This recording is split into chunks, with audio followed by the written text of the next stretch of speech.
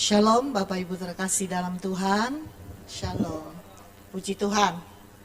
Terima kasih Pak Gembala terus memberikan kesempatan kepada saya untuk menyampaikan firman Tuhan di pagi ini. Ya. Tema tahun 2026 adalah tahun berbuah banyak dan menjadi murid. Oke. Dan tema di bulan April ini adalah berbuah dalam karakter. Slide selanjutnya mari kita lihat Yohanes 15 ayat 8 berkata, kita baca bersama-sama, dalam hal inilah Bapakku dipermuliakan, yaitu jika kamu berbuah banyak dan dengan demikian kamu adalah murid-muridku. Saudara, bagaimana caranya supaya setiap kita menghasilkan buah yang banyak dan buah itu menjadi matang dan buah itu dinikmati semua orang? Dan firman Tuhan berkata, sehingga nama Bapa dipermuliakan.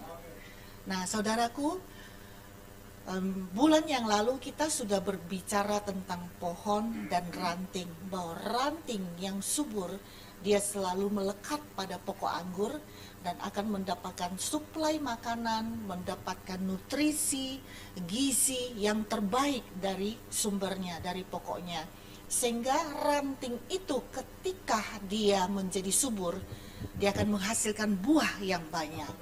Nah, namun buah itu belum tentu bisa dinikmati semua orang. Karena ketika ada hujan besar datang, badai datang, kemungkinan sebagian dari buah itu akan jatuh. Jadi buah jatuh sebelum waktunya. Buah itu sebelum bisa dinikmati oleh orang, tapi sudah jatuh. Nah, hal ini berbicara tentang kehidupan kita. Ada kalanya kita melihat ada sosok pribadi yang kelihatan mulai berubah karakternya, sudah mulai bertumbuh kerohaniannya. Namun dalam proses terjadi keserupaan dengan Kristus, ada badai datang, ada masalah-masalah yang coba menantang kehidupan mereka. Ketika mereka nggak kuat, mereka akan kembali kepada semula. Nah saudara, dan bagaimana caranya kita berbuah banyak dan buah kita menjadi matang dan bisa dinikmati semua orang dan nama Bapa kita dipermuliakan. Yaitu kita harus melewati step by step, proses demi proses di dalam kehidupan kita. Nah, yang pertama, proses pertama adalah transformasi karakter dalam kehidupan kita. Setelah transformasi karakter selesai, kita akan masuk pada pertumbuhan kerohanian kita. Ketika kita melewati masa pertumbuhan rohani, maka kita akan masuk pada satu tingkat lagi, yaitu tingkat keserupaan dengan Kristus. Mari kita lihat. Nah saudara, yang pertama kita melihat bagaimana transformasi karakter terjadi di dalam kehidupan kita. Nah saudaraku, transformasi karakter ini artinya adalah proses perubahan batinia yang secara mendalam melalui jamahan Roh Kudus untuk membentuk setiap kita menjadi serupa dengan Kristus. Dan transformasi karakter ini juga berbicara tentang adalah satu proses perubahan yang radikal, yang mendalam dari dalam, yaitu menyangkut pada perubahan, yaitu pola pikir kita yang lebih positif, mindset kita, nilai hidup kita, bahkan karakter kehidupan kita untuk dibentuk serupa dengan gambaran Kristus. Dan mari kita lihat lagi dan bagaimana proses transformasi karakter ini dilakukan. Yang pertama yaitu harus lahir baru. Kita baca di 1 Yohanes 3 ayat 9 berkata, setiap orang yang lahir dari Allah tidak berbuat dosa lagi, sebab benih ilahi tetap ada di dalam dia dan ia tidak dapat berbuat dosa karena ia lahir dari Allah. Saudara, isyarat pertama yaitu bahwa setiap orang harus menerima Yesus Kristus Tuhan sebagai Tuhan dan Juru Selamat kita. Kalau orang tidak mengakui bahwa Yesus adalah Tuhan, tadi sudah dijelaskan ya, dasarnya dari Pak Gembala kita sudah dengar, orang nggak bisa menerima Yesus Kristus Tuhan sebagai Juru Selamat, berarti benih ilahi tidak ada di dalam dia. Syarat pertama yaitu kita mau diproses, kita harus menerima Yesus Kristus Tuhan. Dan saat itulah benih ilahi itu tertanam di dalam setiap kita. Dan saat itu juga Roh Kudus akan diam di dalam kita. Dan saudara tahu, tugas Roh Kudus adalah menjadi agen transformasi di dalam kehidupan pribadi lepas pribadi. Selanjutnya kita akan melihat bahwa hidup kita mulai dipimpin Roh Kudus. Roh Kudus akan memberikan kita, firman Tuhan berkata di Yeskiel 36 ayat 26 berkata, kamu akan kuberikan hati yang baru dan roh yang baru di dalam batinmu. Dan kamu akan kujauhkan dari hati yang keras dan memberikanmu hati yang taat. Itulah pekerjaan Roh Kudus. Roh Kudus mulai bekerja di dalam kita. Pertama, dia akan menyatakan kesalahan kita. Kedua, dia akan mulai menegur dosa-dosa kita. Selanjutnya dia akan mulai membimbing, mengajar, menasehati, memberitahukan, mengingatkan segala sesuatu yang pernah Tuhan katakan kepada kita, supaya karakter kita mulai ditransformasi. Amin. Dan Roh Kudus akan terus mengolah, mengubah kehidupan kita dari cara hidup kita yang lama menjadi cara hidup yang baru. Nah, itulah pekerjaan Roh Kudus. Dan proses yang kedua yaitu penyerahan diri. Ini berbicara proses dari dalam. Mazmur 37 ayat 5 berkata, serahkanlah hidupmu kepada Tuhan dan percayalah kepadanya dan ia akan bertindak. Nah saudara, transformasi bukan hanya usaha luar, melainkan hasil penyerahan diri sepenuhnya kepada pimpinan Tuhan. Dan ketika Roh Kudus tinggal di dalam diri kita dan benih ilahi itu tetap ada di dalam kita, kita diajarkan Roh Kudus untuk menyerahkan diri kita. Dan ini adalah satu proses yang sangat berat, saudara, enggak gampang. Karena kita harus melepaskan hak kita, melepaskan zona nyaman kita, melepaskan kesukaan kita, keinginan kita, hobi kita, lepaskan semua untuk suka-sukanya Tuhan. Tuhan bentuk karakter kita seperti yang Dia mau. Gak gampang saudara. Ada saatnya masuk proses seperti ini, saya melewati masa-masa seperti ini. Boleh dibilang kalau nangis mah nangis darah gitu. Kalau dibilang berdarah saudara. Karena satu kedagingan kita daging yang sudah gemuk yang kita bangun sekian lama bertahun-tahun dan itu harus diproses. Ada proses pengurusan.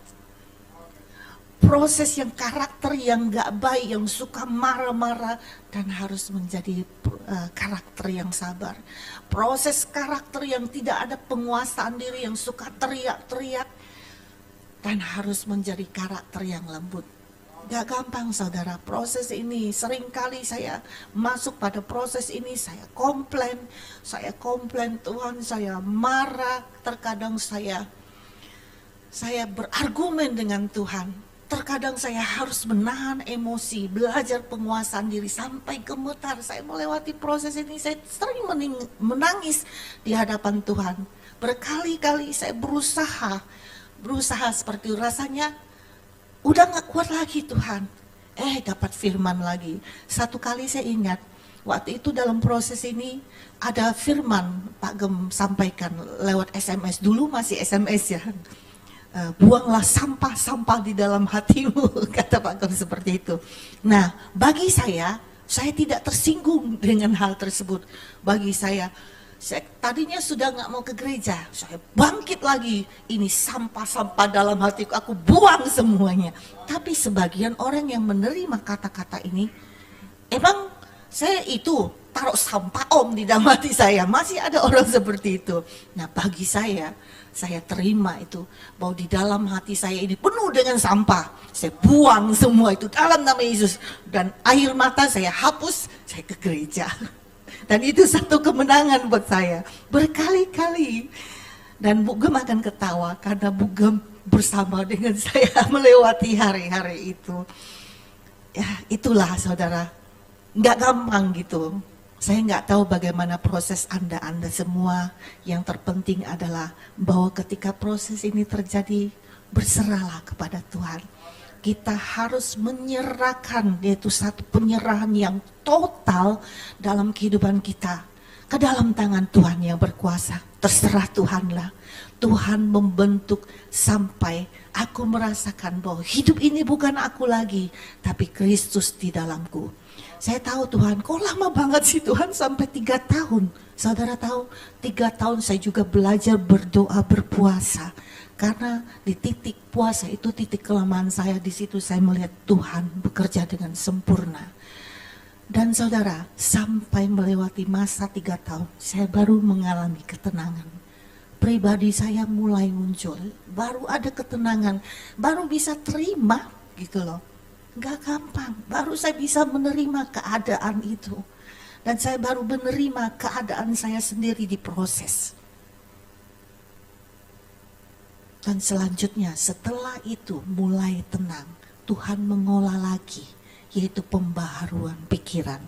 Kita akan masuk satu lagi, transformasi karakter yang ketiga, yaitu pembaharuan pikiran kita. Saudara lihat, di dalam otak manusia aja ada pertumbuhan akar, ada pohonnya, ada daunnya, dan ini satu pertumbuhan luar biasa. Saya bikin Canva ini, saya sebenarnya belum terlalu bisa. Ken yang mendownload Canva dan gambar-gambarnya setelah firman saya bikin, ya yang bikin gambar-gambarnya. Dan puji Tuhan, ada satu perkembangan. Haleluya. Nah, pembaharuan pikiran, mari kita lihat Roma 12 ayat 2. Janganlah kamu serupa dengan dunia ini, tetapi berubahlah oleh pembaharuan budimu, sehingga kamu dapat membedakan manakah kehendak Allah, apa yang baik, yang berkenan kepada Allah, dan yang sempurna. Baik, saudara, dan ayat ini berkata bahwa jangan serupa dengan dunia ini. Ini adalah panggilan untuk kita menolak sistem dunia ini, tapi untuk setiap kita berpacu mengarah kepada sistemnya Tuhan. Untuk mengolah pola pikir kita yang secara duniawi diolah menjadi pola pikir surgawi. Amin saudaraku. Dan kita diolah keinginan kita yang secara daging dan akhirnya diolah menjadi keinginan menurut tuntunan Roh Kudus. Nah itu. Dan selanjutnya berkata, berubahlah oleh pembaharuan budimu. Dan ini berbicara tentang perubahan yang secara radikal yang tadi saya sudah bilang, dari dalam pikiranmu, budimu, kehendakmu, serahkan sahabat Tuhan. Seperti yang Tuhan mau, kehendaknya Tuhan, bukan kehendakku lagi yang jadi, tapi kehendak Tuhan. Dan hasil dari semua ini saudara, memampukan kita untuk membedakan apa yang baik, apa yang berkenan di hadapan Tuhan, sehingga menjadi yang sempurna di hadapan Tuhan. Itu yang Tuhan mau. Ini adalah proses pembentukan karakter yang awal. Saudara, kalau Anda pernah merasakan proses step by step dalam tahap ini, Anda akan tahu bahwa inilah pembentukan yang sebenarnya, sehingga menjadi orang benar-benar dia bertumbuh dari bawah, akarnya menjadi semakin kuat. Nah, kita masuk pada proses selanjutnya. Ketika orang berhasil pada proses transformasi karakternya, dia akan masuk pada pertumbuhan kerohanian. Nah, saudara, pertumbuhan kerohanian itu dibentuk melalui kebiasaan rohani yang disiplin. Nah, pertama saudara lihat pohonnya yang begitu besar. Ini adalah satu pembentukan, pertumbuhan yang disiplin yang terus kita jalanin. Yang pertama kita lihat pertumbuhan kerohanian pun harus melewati step by step di dalam kehidupan kita. Yang pertama yaitu studi firman Tuhan. Kita harus belajar firman Tuhan setiap hari. Saya sudah mengulang Alkitab itu sudah 4 kali dari Kejadian sampai Wahyu. Tapi kalau ditanya, diingat kembali, banyak yang lupa. Dan bagi saya Alkitab itu akan selalu baru setiap hari. Jadi ketika saya baca kembali, rasanya waktu itu kok terlewatkan ya, kok terlupakan ya. Jadi harus kita olah, kita harus bentuk ketaatan kita, yaitu harus membaca firman Tuhan, merenungkannya juga setiap hari, dan lebih lagi mempraktekkannya di dalam kehidupan kita. Bahkan disiplin rohani apalagi, yaitu pray, praise and worship. Ada doa, pujian, penyembahan, membangun hubungan kita dengan Tuhan, membangun intimasi kita dengan Tuhan. Nah, itu sangat diperlukan. Dan yang selanjutnya kita akan melihat bahwa setiap kita harus bertumbuh di komunitas orang percaya. PKV, Persekutuan Keluarga Victory, itu sebenarnya sangat penting. Di wadah kecil itu, disitulah kita akan saling memperhatikan. Mereka yang kecil, mereka yang tidak nampak di gereja, di situ kita perhatikan mereka. Di situ mereka bisa belajar berdoa. Di dalam PKV itu, komunitas itu, mereka bisa belajar menjadi pemimpin pujian. Dan mereka belajar tidak hanya lagi memperhatikan keakuan, tapi mereka belajar memperhatikan anggotanya, sesamanya.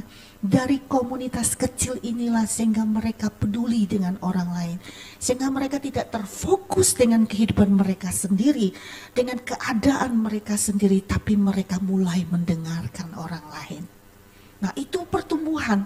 Kalau masih kita terletak pada segala sesuatu tentang aku aja masih susah, gimana aku mikirin kamu, aku aja berdoa aja belum dijawab Tuhan, kenapa aku mesti doain kamu? Nah, inilah manusia-manusia yang belum mengalami pertumbuhan kerohaniannya. Jadi di dalam PKV itu kita mengucap syukur kalau kita ada di komunitas orang percaya.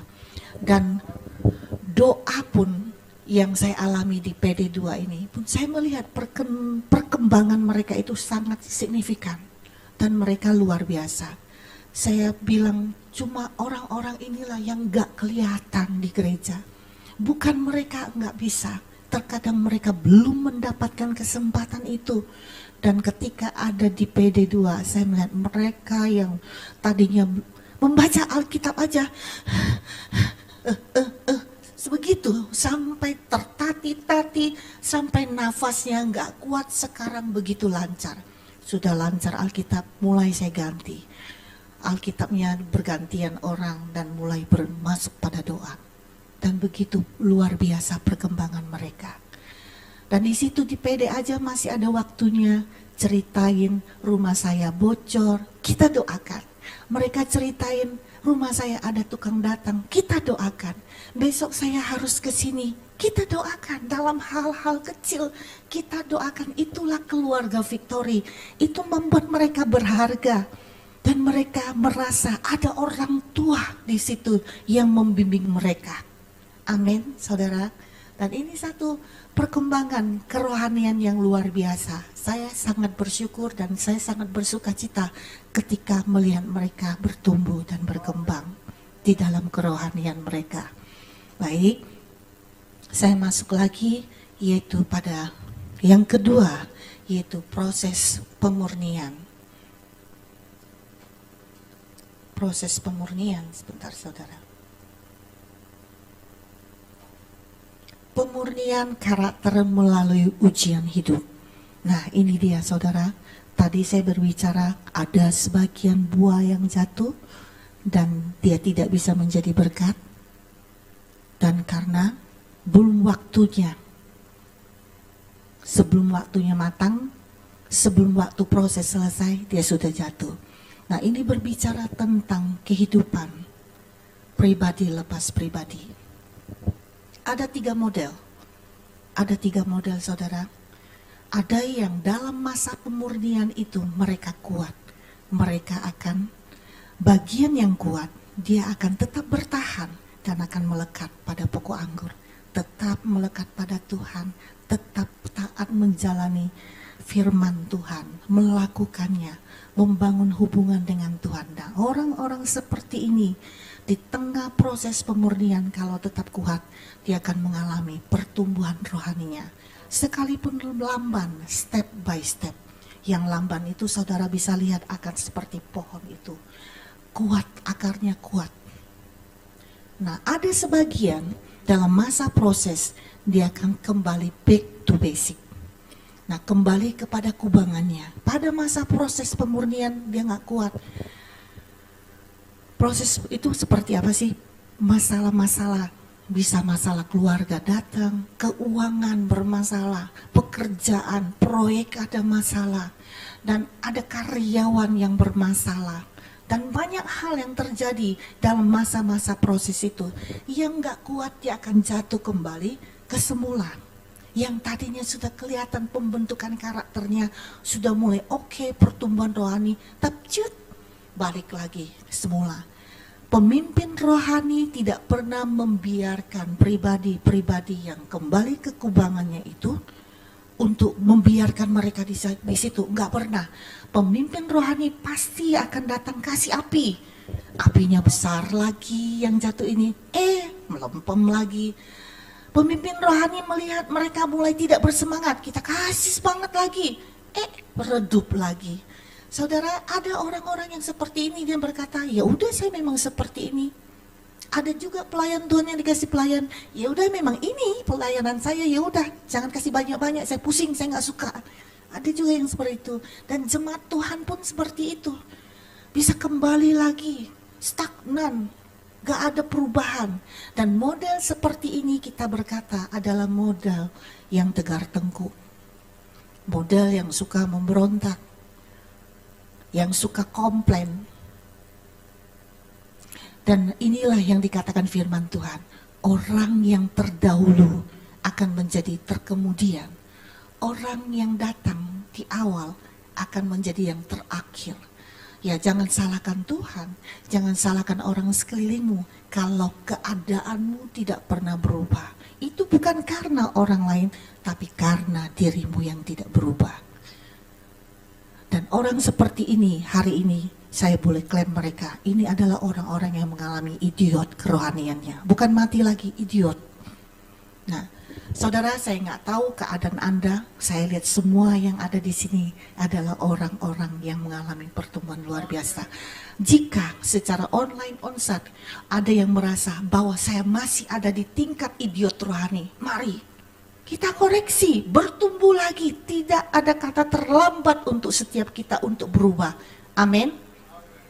Haleluya. Dan ada satu lagi karakter manusia yang memang kelihatannya pertumbuhan karakternya sudah melewati dan masuk pada pertumbuhan rohani, tapi ada sifat karakter manusia yang the flesh. Mereka mau menonjol, melebihi orang lain, mereka mau terkemuka, mereka mau yang terdepan, mereka mau yang menjadi pemimpin. Nah, ada karakter seperti ini. Tapi orang yang mempunyai jiwa the flesh ini memang kelihatannya berapi-api, kelihatannya bersemangat. Tapi mereka ini gak kuat, belum punya penguasaan diri.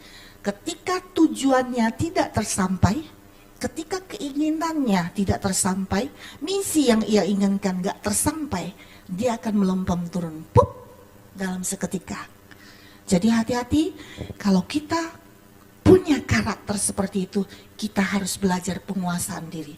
Sehingga kita jangan sekali naik daun, nanti turun lagi. No, lebih baik pertumbuhan kelihatan pelan, tapi pasti step by step ikutin alunan Tuhan sehingga menjadi kuat seperti pohon yang ada di gambar itu. Akarnya dia bangun dulu sedemikian rupa, akarnya kuat banyak, bertumbuh pohonnya ke atas menjadi seperti pohon beringin yang begitu kuat. Badai datang pun gak bakal keangkat dia. Amin.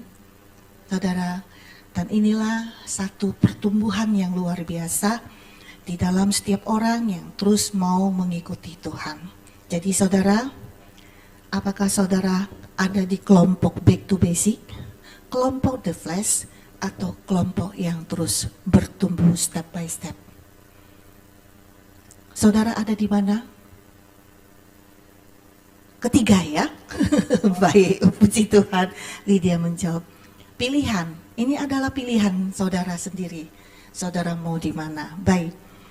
Dan selanjutnya, dan hasil dari pertumbuhan rohani itu adalah satu transformasi, yaitu kita menghasilkan buah roh. Nah, inilah buah roh yang matang. Ini tanda kedewasaan rohani kita. Nah, yang terdapat di Galatia 5:22-23, inilah wujud pertumbuhan kita yang secara mendalam, secara batinia itu. Ada buah kasih, sukacita, damai, sejahtera, kesabaran, kemurahan, kebaikan, kelemah lembutan, kesetiaan, penguasaan diri melimpah atas hidup kita yang sering didoakan Pak Gembala. Ketika kita masuk pada titik ini, inilah satu pembentukan pertumbuhan rohani yang luar biasa yang telah kita raih selama ini. Kita menjadi seorang yang merasa ada kesuksesan karena kita masuk pada proses-prosesnya Tuhan. Pemurnian itu kita lewati, saudara. Amin. Dan inilah yang disebut inner beauty. Inner beauty dari dalam yang terbentuk akan terpancar keluar, dia akan menerangi semua orang. Inner beauty ini akan terpancar keluar dan memberkati banyak orang dan bisa dinikmati semua orang. Kenapa saya bilang bisa dinikmati? Orang akan melihat pribadi kita berbeda dengan yang lain. Orang akan melihat kita, cara kita menghadapi orang lain. Orang tahu akan melihat kita, cara kita menangani orang lain dengan karakter-karakter yang berbeda. Nah, kita kalau masuk pada pertumbuhan ini, kita akan melihat orang-orang yang mulai masuk, jiwa-jiwa yang masuk di dalam gereja. Kita tidak melihat bahwa mereka adalah orang-orang yang aneh. Justru yang masuk yang aneh, itulah orang-orang yang perlu diperbaiki. Kita harus berbesar hati menerima mereka apa adanya. Mereka adalah orang-orang yang rusak. Mereka adalah bencana-bencana yang rusak yang perlu diperbaiki. Dan jiwa kita inilah yang bertumbuh dari kasih Tuhan. Kita mau menolong mereka-mereka yang mengalami kerusakan, sehingga mereka bisa diperbaiki di dalam rumahnya Tuhan. Seperti pohon itu, dia berakar, bertumbuh, dan juga akhirnya menjadi berkat bagi banyak orang. Amin, saudara. Haleluya. Dan yang proses terakhir adalah masuk pada tingkat keserupaan dengan Kristus. Kita baca di Roma 8 ayat 29. Sebab semua orang yang dipilihnya dari semula, mereka juga ditentukannya dari semula untuk menjadi serupa dengan gambaran anaknya, supaya ia, anaknya, itu menjadi yang sulung di antara banyak saudara. Nah, inilah proses yang akan berlanjut dalam seumur hidup kita, saudara. Ini adalah perjalanan yang terus menerus. Sekalipun hari ini kita bisa melewati transformasi karakter dan kita melewati pertumbuhan rohani, tapi untuk mencapai pada tingkat keserupaan dengan Kristus, itu akan terus kita lakukan. Kita tidak bisa merasa puas bahwa kita ada hari ini seperti ini. Enggak bisa, saudara. Kita harus terus membangun intimasi dengan Tuhan, sehingga kita tetap bertahan dan bahkan kita akan terus naik. Amin. Nah, inilah proses yang Tuhan inginkan seumur hidup, dari kemuliaan kepada kemuliaan, dari kemuliaan sampai kemuliaan, sampai Tuhan datang kedua kalinya. Amin, saudara. Mari pemusik, kita angkat satu pujian. Saya akhiri dengan satu kesaksian, saudara. Pada umur saya 20 tahun, saya baru teringat pagi ini. Saya ingat Papa saya bilang, "Nak, kalau kamu mau maju, kamu jangan tinggal hanya di Kalimantan, di rumah ini bersama papa mama. Kamu tidak akan pernah dewasa. Kalau kamu ada di rumah ini, nanti kamu hanya jaga babi," kata papa saya. "Kamu hanya pelihara babi," kata papa. "Terus kamu akan seperti mama kamu, jadi ibu rumah tangga aja ngurus setiap hari begini. Dan kamu akan menikah dan kamu persis seperti mamamu. Sekarang kamu harus ke Jakarta, kamu harus merantau dan kamu harus berjuang hidupmu." Dan sampai ke Jakarta, papa saya sekolahin saya lagi di Untar untuk yang spesial akuntansi selama setahun papa saya. Setelah itu saya mendapatkan pekerjaan.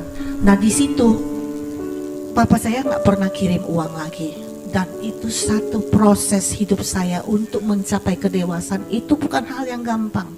Saya harus memperhatikan, memanage keuangan dengan baik. Dengan uang yang ada dulu, itu berarti sekitar 30 tahun yang lalu. Saya harus memanage uang sebanyak 350.000 dengan gaji yang saya terima awal. Dengan kontrakan yang ada, saya tinggal di Jakarta. Saya harus belajar menghidupi diri saya sendiri. Saya belajar, dan setiap hari yang saya berani makan yaitu rumah makan. Saya berusaha makan dengan di bawah 10.000, itu 30 tahun yang lalu. Berusaha jangan melewati, karena sehari butuh 2 kali atau 3 kali makan. Ada mie dok-dok, mie tek-tek, mie goreng. Nah itu yang saya olah setiap hari. Apalagi ada Indomie, itu lebih enak lagi gitu. Jadi itulah hari-hari saya diproses untuk mencapai kedewasaan. Dan saat-saat itu saya sering menangis. Karena saya harus menghidupi diri saya. Saya belajar di situ, saya merasa kayak nggak ada orang lain lagi yang harus ini menolong saya. Nggak ada lagi papa mama, kayak seolah-olah nggak pedulikan lagi. Tapi di situ saya tahu, terakhir saya tahu bahwa itulah cara orang tua saya membimbing saya agar saya menjadi pribadi yang semakin dewasa. Tapi secara tidak sadar saya menjadi pribadi yang kuat. Dan di tengah keadaan seperti itu, itulah dari semula Tuhan sudah pilih kita, sudah tentukan kita. Tuhan kirimkan teman-teman yang semua beragama Kristen. Disitulah saya dibawa. Dan disitulah saya mulai mengenal Kristus.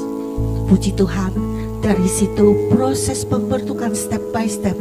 Ternyata jalan hidup saya sudah ditentukan Tuhan dari semula. Sehingga saya menerima Yesus Kristus Tuhan sebagai Tuhan dan Juru Selamat saya. Dan akhirnya saya sampailah dan di Victory. Dan hari ini saya berdiri sini. Semua karena kebaikan Tuhan, anugerah Tuhan. Haleluya. Mari kita angkat satu pujian, mari kita berdiri, terkasih dalam Tuhan, kekuatan di jiwaku.